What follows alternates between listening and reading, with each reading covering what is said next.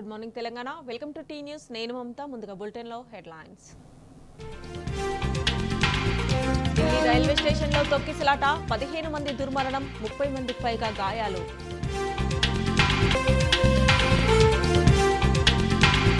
కుంభమేళాకు వెళ్లేందుకు భారీగా తరలి వచ్చిన భక్తులు. ఢిల్లీ రైల్వే స్టేషన్ 13, 14 ప్లాట్ఫామ్లపై జరిగిన దుర్ఘటన. నా కుర్చీకి ఎసరు పెట్టడానికే మంత్రులకు టైం సరిపోతలేదు, ఇక పనేం చేస్తారు? హస్తిన ఇష్టాగోష్ఠిలో ముఖ్యమంత్రి రేవంత్ రెడ్డి సంచలన వ్యాఖ్యలు. విద్యా ఉద్యోగ అవకాశాల్లో బీసీలకు తీరని అన్యాయం జరుగుతోంది. కాంగ్రెస్ సర్కార్ కులగణన అంతా తప్పుల తడకన్న ఎమ్మెల్సీ కవిత. రాజ్యాధికారంలో వాటా కోసం బీసీలంతా ఒక్కటవ్వాలి, లేదంటే భవిష్యత్ తరాలకు అన్యాయం జరుగుతుందన్న నేతలు. కేసీఆర్ జన్మదినం రోజున సామాజిక సేవా కార్యక్రమాలు, తోచిన విధంగా ఇతరులకు సహాయపడాలని కేటీఆర్ సూచన. ఢిల్లీ రైల్వే స్టేషన్లో ఘోర ప్రమాదం చోటు చేసుకుంది. కుంభమేళా యాత్రికుల రద్దీతో తొక్కిసలాట చోటు చేసుకుంది.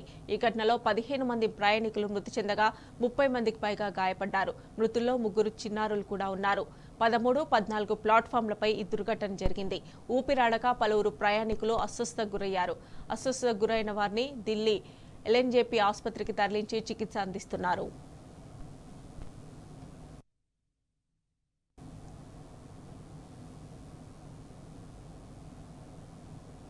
ఢిల్లీ రైల్వే స్టేషన్లో జరిగిన తొక్కిసలాట ఘటనపై ప్రధాని మోదీ దిగ్భ్రాంతి వ్యక్తం చేశారు.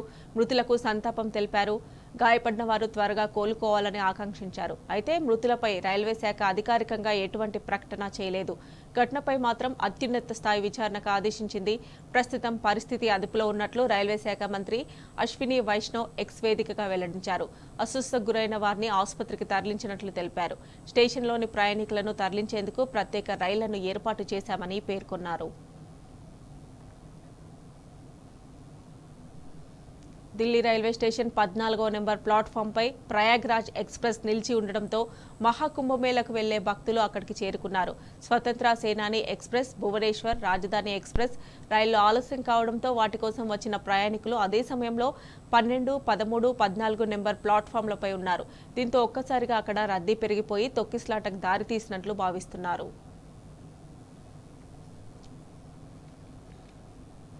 సీఎం రేవంత్ రెడ్డి ఢిల్లీ పర్యటనలో చేసిన సంచలన వ్యాఖ్యలు పార్టీలో కలకలం రేపుతున్నాయి. తన కుర్చీకి ఎసరు పెట్టడానికే మంత్రులకు టైం సరిపోతలేదని, ఇక పనేం చేస్తారని చేసిన కామెంట్స్ హాట్ టాపిక్ గా మారాయి. తన ఢిల్లీ కామెంట్స్ లో నెగిటివ్ ఫ్లేవర్ ను లేట్ గా గుర్తించిన సీఎం వెంటనే దిద్దుబాటు చర్యలు చేపట్టారు. రాహుల్ గాంధీ తనకు గురుతర బాధ్యతలు అప్పగించారంటూ అప్పటికప్పుడు లీకులిచ్చారు.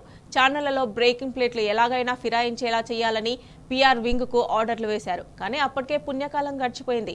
ఢిల్లీలో ఏం జరిగిందో గల్లీ జనాలకు తెలిసిపోయింది. రేవంత్ అసలు రాహుల్ ను కలవనే లేదని మీడియా సర్కిల్లో వదంతులు బయలుదేరాయి. భేటీ నిజమైతే ఫోటోలేవని లాజిక్కులు లాగుతున్నారు ప్రత్యర్థులు.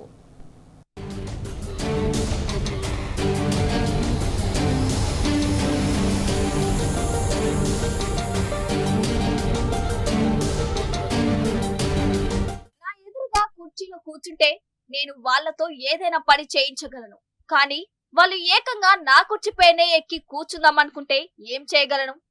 ఎస్, ఒక 4-5 సీనియర్లు అదే పనిలో ఉన్నారు అంటూ ముఖ్యమంత్రి రేవంత్ రెడ్డి ఢిల్లీ మీడియాతో జరిపిన ఇష్టాగోష్ఠిలో సంచలన వ్యాఖ్యలు చేశారు. మంత్రివర్గ విస్తరణ మాట అటుంచితే అధికార పీఠం ఎక్కిన నాటి నుంచే రేవంత్ ఢిల్లీ పయనం ఎక్కే విమానం దిగే విమానం చందంగా ఉన్న సంగతి తెలిసిందే. 34వ సారి అదే జరిగింది. కాకపోతే ఈ దఫా రాహుల్ గాంధీని కలిశానని మాత్రం చాటింపు వేసుకోగలిగారు. అందుకు పక్కా ఆధారంగా పరిగణించగలిగే ఫోటోలు గట్రా ఇంకా రాజకీయ అంగట్లో దర్శనం ఇవ్వకపోవటం అనేక సందేహాలకు తావిస్తోంది.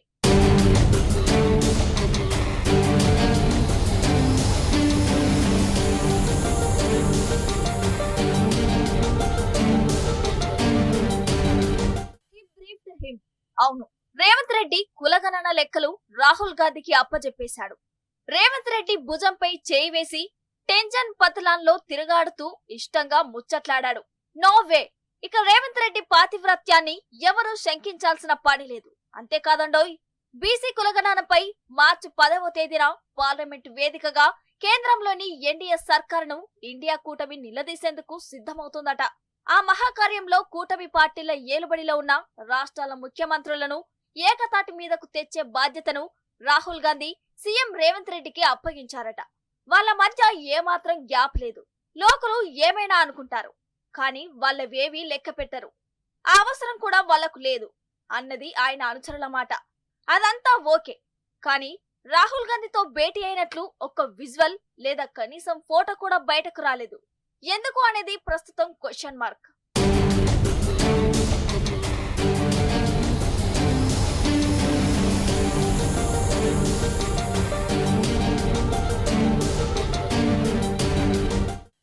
కచ్చిస్తే టెన్షన్ పదిలో జరిగింది రాహుల్ రేవంత్ భేటీ కాదని బయటకు పొక్కింది. సుప్రీంకోర్టులో ఫిరాయింపు ఎమ్మెల్యేల కేసు రోజు రోజుకు జటిలమవుతున్న క్రమంలో టాప్ లీగల్ ఎక్స్పర్ట్స్ తో మాత్రమే సమావేశమై ముఖ్యమంత్రి అక్కడి నుంచి నిష్క్రమించారన్నది ఒక టాక్.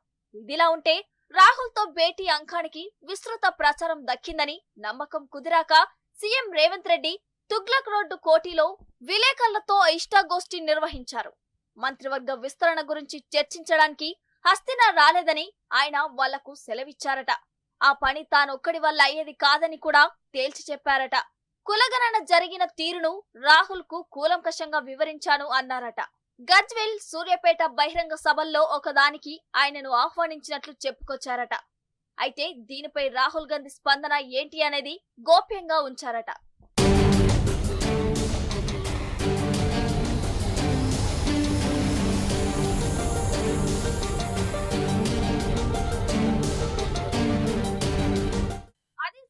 తన మంత్రివర్గ సహచరుల పనితీరును, సీఎం సీట్ పై కన్నేసిన వాళ్ల సరళిని చెప్పుకొచ్చే ప్రయత్నం చేశారట రేవంత్ రెడ్డి.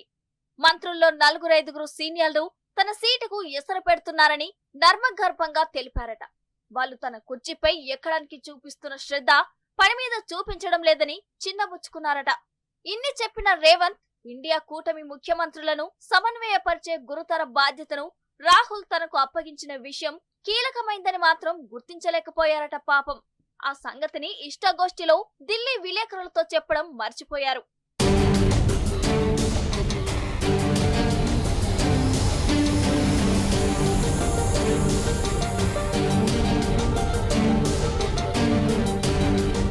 ఇంతలో రేవంత్ షేర్ చేసిన విషయాలు బ్రేకింగ్ న్యూస్ రూపంలో బయటకు వచ్చింది.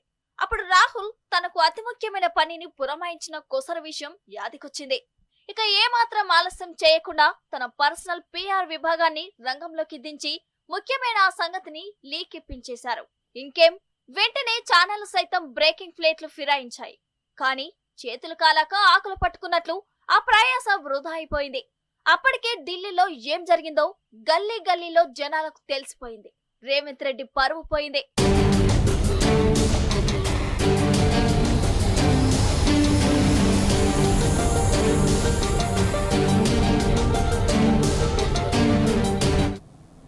బీఆర్ఎస్ హెచ్చరికలతో సర్కార్ దిగొచ్చింది. సంగమేశ్వర, బసవేశ్వర ఎత్తపోతుల పనులను తిరిగి ప్రారంభించింది.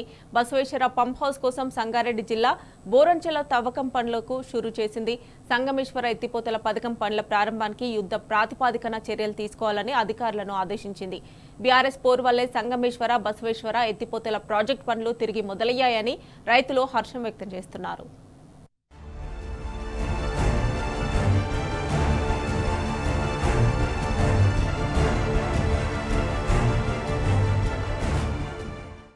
సంగమేశ్వర, బసవేశ్వర ఎత్తిపోతల పథకాల విషయంలో పోరాటాలకు సిద్ధం కావాలని ఇటీవల బీఆర్ఎస్ అధినేత కేసీఆర్ పిలుపునిచ్చిన నేపథ్యంలో రాష్ట్ర ప్రభుత్వం దిగివచ్చింది.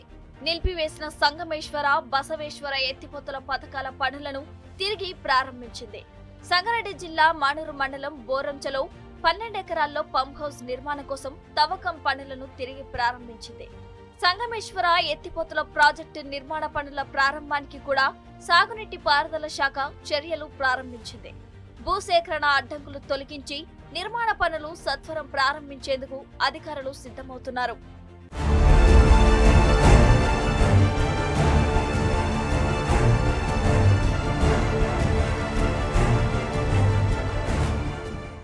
సంగారెడ్డి జిల్లాలో 4 లక్షల ఎకరాలకు సాగునీరు అందించే సంగమేశ్వర, బసవేశ్వర ఎత్తిపోతల ప్రాజెక్టు పనులను కాంగ్రెస్ అధికారంలోకి రాగానే నిలిపివేసింది.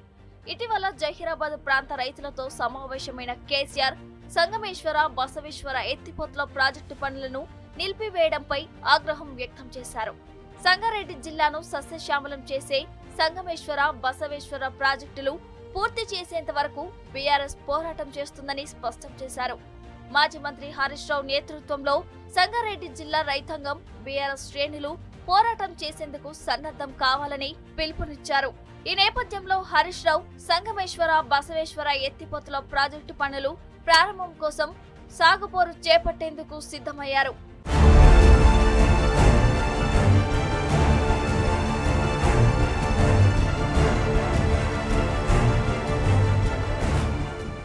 సంగమేశ్వర బసవేశ్వర ఎత్తిపోతల పథకాల పనులను తిరిగి ప్రారంభించేందుకు నారాయణఖేడ్ జహీరాబాద్ కేంద్రంగా రైతులు ప్రజలతో కలిసి నిరసన కార్యక్రమాలు చేపట్టాలని హరీష్ రావు నిర్ణయించారు. సంగమేశ్వర బసవేశ్వర ప్రాజెక్టుల ఆయకట్టు పరిధిలో నిరసన కార్యక్రమాలు, బహిరంగ సభల నిర్వహణకు కార్యాచరణ సిద్ధం చేశారు. ఈ నెల 24 నుంచి సంగమేశ్వర బసవేశ్వర ఎత్తిపోతల పథకాలపై సాగుపోరు ప్రారంభించాలని నిర్ణయించారు. ఈ నేపథ్యంలో నిలిపివేసిన బసవేశ్వర ఎత్తిపోతల ప్రాజెక్టు పనులను ప్రభుత్వం తిరిగి ప్రారంభించింది. మరోవైపు సంగమేశ్వర ఎత్తిపోతల పనులను కూడా తిరిగి ప్రారంభించాలని ప్రభుత్వం నిర్ణయించింది. భూసేకరణ ఉన్న అడ్డంకులు తొలగేలా చర్యలు చేపట్టడంతో పాటు వెంటనే నిర్మాణ పనులు ప్రారంభించాల్సిందిగా జిల్లా యంత్రాంగాన్ని ఆదేశించింది.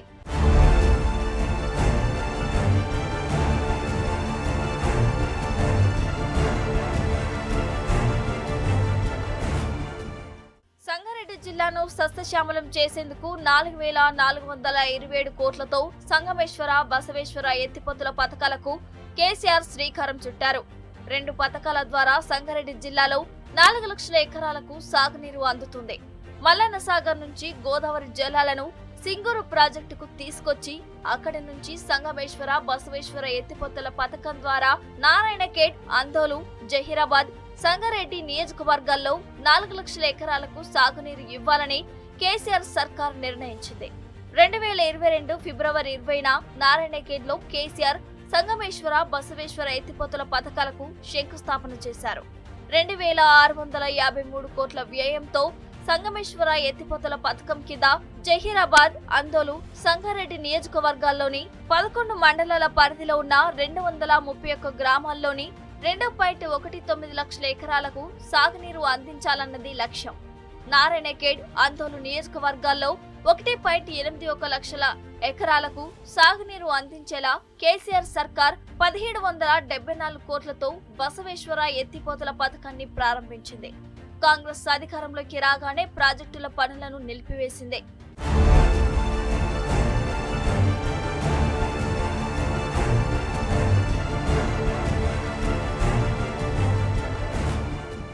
బీఆర్ఎస్ పోరు వల్లే సంగమేశ్వర బసవేశ్వర ఎత్తిపోతల ప్రాజెక్టుల పనులు తిరిగి మొదలయ్యాయని రైతులు హర్షం వ్యక్తం చేస్తున్నారు.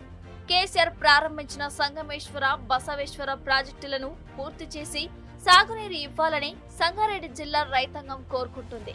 తమ పక్షాన పోరుకు సిద్ధమైన కేసీఆర్, హరీష్ రావు, బీఆర్ఎస్ శ్రేణులకు రైతులు కృతజ్ఞతలు తెలియజేస్తున్నారు.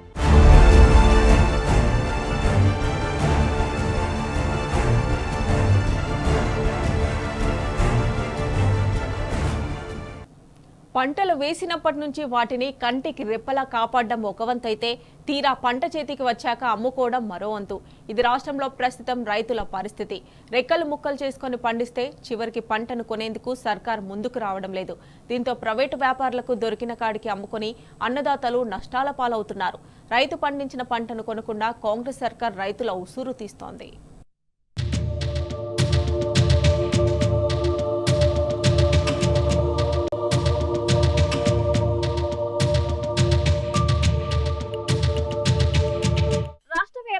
రైతాంగం పరిస్థితి అత్యంత దయనీయంగా తయారైంది. ఆరగాలం కష్టించి పండించిన పంటకు మద్దతు ధర దక్కకపోవటం, ప్రభుత్వం కొనకపోవటం వారిని ఇబ్బందుల్లోకి నెట్టేసింది. మరీ ముఖ్యంగా మిర్చి, వేరుశెనగ పండించిన రైతుల్లో ఆందోళన నెలకొంది. కనీసం పెట్టుబడులు కూడా వెళ్ళక అప్పులు పాలయ్యే పరిస్థితి ఏర్పడింది. దీంతో పంటలు కొనండి మహాప్రభు అంటూ రైతాంగం ప్రభుత్వాన్ని వేడుకుంటోంది. అయినా ప్రభుత్వం చోద్యం చూస్తోంది. మద్దతు ధరతో పంటలు కొనేందుకు ప్రభుత్వం చర్యలు చేపట్టకపోవటం రైతుల పాలిట శాపంగా మారింది.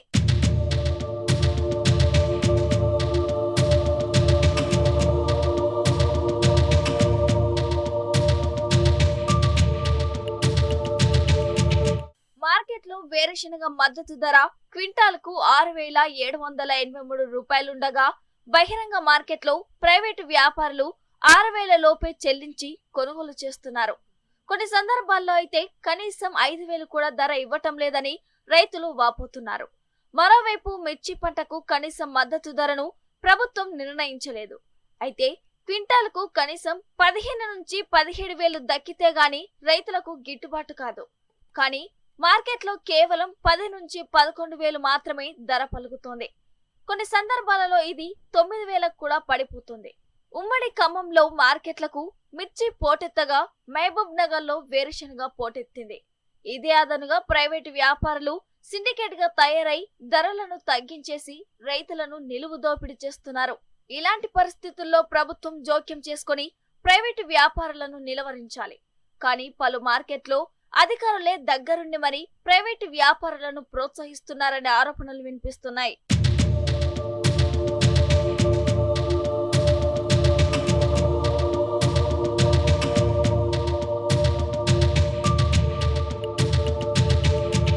మార్కెట్లో పంటల ధరలు పడిపోయిన సందర్భంలో ప్రభుత్వం రంగంలోకి దిగి మద్దతు ధరకు కొనుగోలు చేయాలి. కానీ కాంగ్రెస్ సర్కార్ రైతులను గాలి కుదిలేసింది. కొనుగోళ్ల నేపాన్ని కేంద్రంపై నెట్టే ప్రయత్నం చేస్తుంది. ఇందులో భాగంగానే వేరుశనగ కొనుగోలు చేయాలంటూ కేంద్ర ప్రభుత్వానికి లేఖ రాసి చేతులు దులుపుకుంది. అటు వేరుశనగ కొనుగోళ్లపై మార్క్ఫెడ్, ఆయిల్ ఫెడ్ డ్రామాలాడుతున్నాయి. మీరు కొనుగోలు చేయాలంటే మీరేనంటూ అధికారులు తప్పించుకుంటున్నారు. ప్రస్తుతం మార్కెట్లో ధర తక్కువ ఉన్న నేపథ్యంలో రైతుల నుంచి కొనుగోలు చేస్తే ఇటు రైతులకు మేలు జరుగుతుంది. కానీ అలాంటి చర్యలేవి ఆయిల్ ఫెడ్ తీసుకోలేదు. కనీసం మార్క్ఫెడ్ సహకారం కూడా తీసుకోవటం లేదు.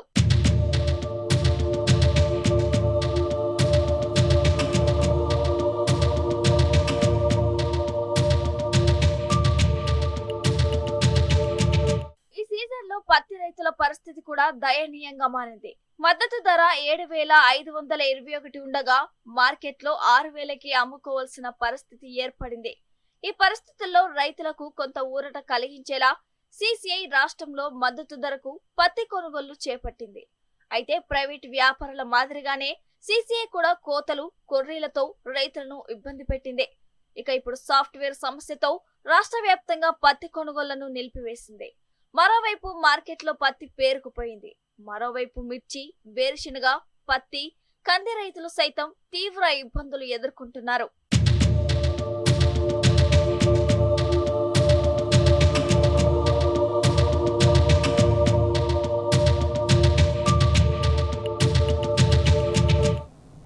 నిజామాబాద్ జిల్లా ఆర్మూర్ బైక్ చోరీలు రాజకీయ రంగులను పులుముకుంది. బైక్ చోరీలకు పాల్పడుతున్న కేటుగాళ్లు ఆర్మూర్ ఎమ్మెల్యే రాకేష్ రెడ్డి ప్రధాన అనుచరులుగా ప్రచారం జరుగుతోంది. కొందరు ఎమ్మెల్యే అనుచరులు ముఠాగా ఏర్పడి వ్యాపారం సాగిస్తున్నట్లుగా పోలీసుల దర్యాప్తులో తేలింది. పోలీసుల తనిఖీలు 24 బైకులను స్వాధీనం చేసుకున్నారు. హైదరాబాద్ లోని కింగ్ కోటి కేంద్రంగా వ్యాపారం సాగుతున్నట్లుగా పోలీసులు గుర్తించారు. ఈ స్కామ్ వెనుక ఎమ్మెల్యేతో పాటు ఆయన అనుచరులు ఉన్నారని నిజామాబాద్ జిల్లా వ్యాప్తంగా చర్చ జరుగుతోంది. ఇంత వ్యవహారం జరుగుతుండగా ఆర్మూర్ ఎమ్మెల్యే రాకేష్ రెడ్డి ఇప్పటి వరకు ఖండించకపోవడం గమనార్హం.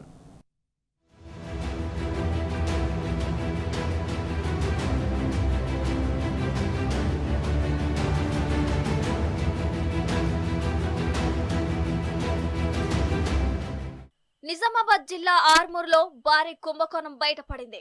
బైక్ చోరీల స్కామ్ ఆర్మూర్ బీజేపీ ఎమ్మెల్యే రాకేష్ రెడ్డి మెడకు చుట్టుకుంటోంది.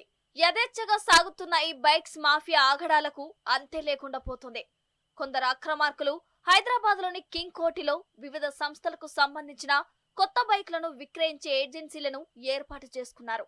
ఆ ఏజెన్సీలు పేరు మోసిన కంపెనీల నుంచి కొత్త బైక్లను కొంటారు. అనంతరం వాటిని నిబంధనల ప్రకారం వినియోగదారులకు విక్రయించకుండా ఆ బైక్లు చోరీకి గురయ్యాయని పోలీస్ స్టేషన్లో ఫిర్యాదులు చేస్తారు. ఆ బోగస్ ఏజెన్సీల మాటలు నమ్మి పోలీసులు కేసులు నమోదు చేస్తారు. ఆ కేసులకు సంబంధించిన ఎఫ్ఐఆర్ ఆధారంగా బోగస్ సంస్థలు ఎన్ని బైకులు చోరీకి గురైనట్లు చిత్రీకరిస్తారో అన్ని బైక్లకు బీమా సొమ్ము క్లెయిమ్ చేస్తారు. అనంతరం ఆ బైకులు ఎలాంటి రిజిస్ట్రేషన్ పత్రాలు లేకుండా గ్రామీణ ప్రాంతాలకు చెందిన అమాయకులకు విక్రయిస్తూ మరోమారు సొమ్ము చేసుకుంటున్నారు. తాజాగా బయటకు వచ్చిన స్కామ్ ప్రకారం కొన్ని ముఠాలు ఈ దందాను నడిపిస్తున్నారు. కొన్ని బైకులను సగం ధరలకి అమ్ముకోవటం, మరికొన్ని బైకులను విడిభాగాలకు అమ్ముకుంటున్నారు. అమాయకులను నిలువున ముంచుతున్న మాఫియా ఆగడాలు ఆర్మూరు నియోజకవర్గంలో విచ్చలవిడిగా సాగుతున్నాయి.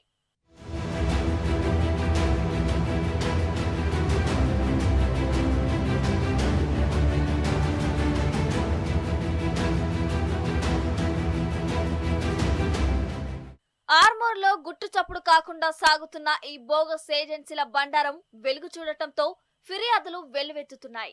దీంతో రంగంలోకి దిగిన పోలీసులు కేటుగళ్ల కోసం వేట మొదలు పెట్టారు. ఒక్క ఆర్మూరు నియోజకవర్గంలోనే పెద్ద ఎత్తున విక్రయించిన దొంగ బైకులను పోలీసులు సీజ్ చేశారు. అంకాపూరులో 5, మిర్దాపల్లిలో 10, డొంకేశ్వర్లో 2, మైలారంలో 15 దొంగ బైకులను పోలీసులు సీజ్ చేయడం హాట్ టాపిక్ గా మారింది. ఈ భారీ కుంభకోణం వెనుక ఆర్మూరు నియోజకవర్గం బీజేపీ ఎమ్మెల్యే పైడి రాకేష్ రెడ్డి హస్తం ఉన్నట్లు పుకార్లు షికార్లు చేస్తున్నాయి. ఎమ్మెల్యే రాకేష్ రెడ్డికి కుడిభుజంగా చెప్పుకునే పలువురు అనుచరులతో పాటు ఆయన బావమర్ది సంతోష్ రెడ్డి ఈ బైక్ స్కామ్ లో కీలక సూత్రధారులని పోలీసులు భావిస్తున్నారు. ఇటీవల భూ కబ్జాలు, మొరం దందా, అంకాపూర్ సొసైటీకి చెందిన గోదాం కొనుగోలుపై వివాదం, ఎర్రచందనం స్మగ్లింగ్ వంటి అసాంఘిక కార్యకలాపాలకు సంబంధించి పెద్ద ఎత్తున వచ్చిన ఆరోపణలతోనే బిక్కిరి బిక్కిరి అవుతున్న ఎమ్మెల్యే రాకేష్ రెడ్డి తాజాగా ఈ బైక్ స్కామ్ సూత్రధారిగా ప్రజల దృష్టిలో మరింత చులకనయ్యారు. కాగా బైకుల కుంభకోణానికి సంబంధించిన కేసులను మాఫీ చేయించడానికి ఎమ్మెల్యే రాకేష్ రెడ్డి ప్రయత్నాలు చేస్తున్నట్టు తెలుస్తోంది. ఎమ్మెల్యే ఒత్తిడి కారణంగానే ఈ స్కామ్ దర్యాప్తు వేగవంతంగా సాగటం లేదన్న విమర్శలు వస్తున్నాయి. ఈ నేపథ్యంలో పోలీసుల తీరుపై జిల్లా ఎస్పీ ఆగ్రహం వ్యక్తం చేసినట్టు తెలుస్తోంది.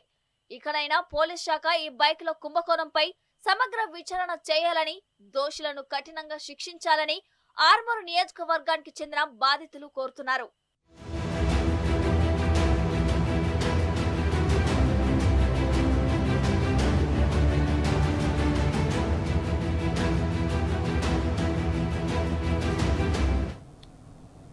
విద్య, ఉద్యోగ అవకాశాల్లో బీసీలకు తీరని అన్యాయం జరుగుతోందని బీఆర్ఎస్ ఎమ్మెల్సీ జాగృతి అధ్యక్షురాలు కవిత ఆవేదన వ్యక్తం చేశారు.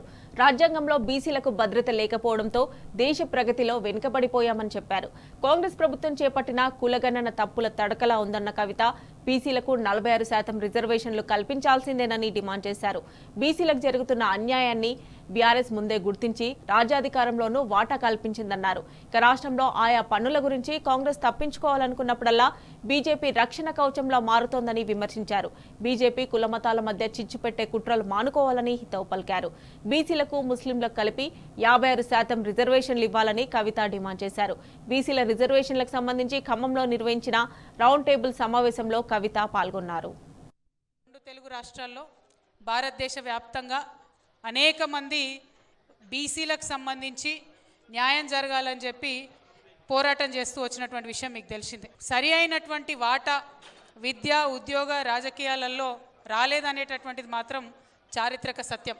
భారతదేశం సాధించినటువంటి ప్రగతిలో ఒకవేళ బీసీలకు ఎట్లయితే ఎస్సీ ఎస్టీలకు కాన్స్టిట్యూషన్లో ఒక భద్రత ఇచ్చి రాజకీయ పరంగా, విద్యాపరంగా, ఉద్యోగపరంగా రిజర్వేషన్లు ఇచ్చారో ఆనాడే బీసీలకు సంబంధించి కూడా రాజ్యాంగ రక్షణ ఉన్నట్టయితే మరి భారతదేశం ఇవాళ అమెరికాను మించిపోయి ఉండేది అభివృద్ధిలో అనేటటువంటి ఆలోచన కూడా చాలామంది చెప్పడం జరిగింది.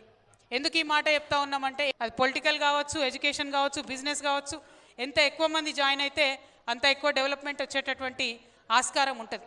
అందుకే ఇవాళ చాలామందిని అవకాశాలకు దూరం పెట్టినాం అనేటటువంటి బాధ ప్రజాస్వామికవాదులు ఎప్పుడు కూడా వ్యక్తం చేస్తూ ఉంటారు. తెలంగాణ రాష్ట్రం ఏర్పడ్డ తర్వాత మనం జనగణన చేసుకొని ఆ జనాభాను ఆధారం చేసుకొని డబ్బులను, నిధులను ప్రాపర్గా మనం మళ్లించుకోవడం జరిగింది. ఇవాళ దేశవ్యాప్తంగా ఒక చర్చ జరుగుతూ ఉంది.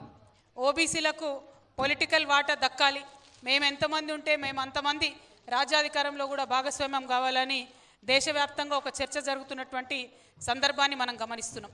ఈ చర్చను ముందే గమనించి ఈ ఖచ్చితంగా బీసీలందరికీ కూడా సమప్రాధాన్యత కల్పించాలనే ఉద్దేశంతో బీఆర్ఎస్ పార్టీ ఇప్పుడు కాదు, 2001లో ప్రారంభమైనప్పటి నుంచే బీసీలకు కమిటీల్లో అయినా సీట్లలో అయినా 50% పైచిలకు 51% టు బి ప్రిసైజ్ సీట్లు ఇచ్చుకుంటూ వస్తున్నది, కమిటీలలో అయినా పోటీ చేసే సీట్లలో అయినా.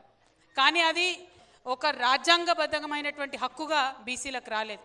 గత సంవత్సరంన్నర కాలంగా తెలంగాణ జాగృతి ఖచ్చితంగా బీసీలకు న్యాయం జరగాల్సిందే అనేటటువంటి ఉద్దేశంతో మనం ఒక పోరాటం మొదలుపెట్టినాం.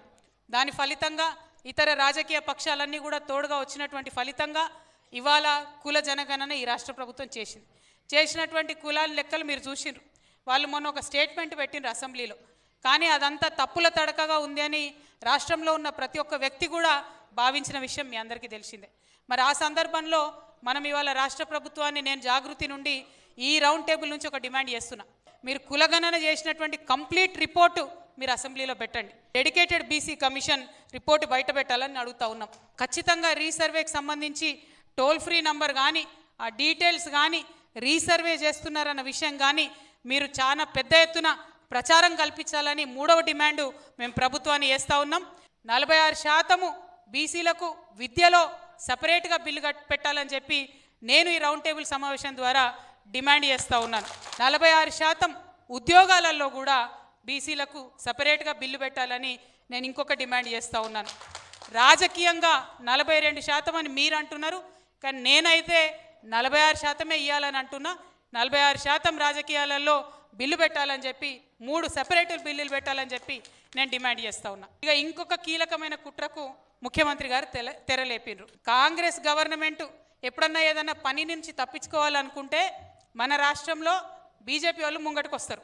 బండి సంజయ్ గారు, కిషన్ రెడ్డి గారు వీళ్ళు ముందటికి వచ్చారు. నిన్న మొన్న ఏమంటున్నారు, మేము ఒప్పుకోంబై బీసీలలో ముస్లింలకు ఎట్లా ఇస్తారు రిజర్వేషన్ అంటున్నారు. ఇయ్యమని మేము అడిగినామా? మేమేమన్నాము, మీ లెక్కల ప్రకారం 46% బీసీలు ఉన్నారు, 10% ముస్లిమ్స్ ఉన్నారు. సో 46 + 10 56% ఇవ్వండి రిజర్వేషన్. మేమేమి బీసీలో తీసి ముస్లింలకు ఇవ్వమంటలేం కదా. మీరెందుకు హిందువులు ముస్లింల మధ్యలో పంచాయతీ పెట్టే ప్రయత్నం చేస్తున్నారు? కేసీఆర్ గారు ముస్లింలకు సపరేట్గా రిజర్వేషన్ ఉండాలని 2015లోనే ఎప్పుడుకో కేంద్ర ప్రభుత్వానికి అసెంబ్లీలో తీర్మానం చేసి పంపిరు. మా స్టాండ్ అప్పుడు ఇప్పుడు ఒకటే, ముస్లింల జనాభా ఎంతుంటే వాళ్ళకంత విద్యా ఉద్యోగ పొలిటికల్గా రిజర్వేషన్ ఇవ్వండి. ఎస్టీల విషయంలో చేయలేదా కేసీఆర్ గారు? ఎస్టీలకు ఏం చేసిండ్రు?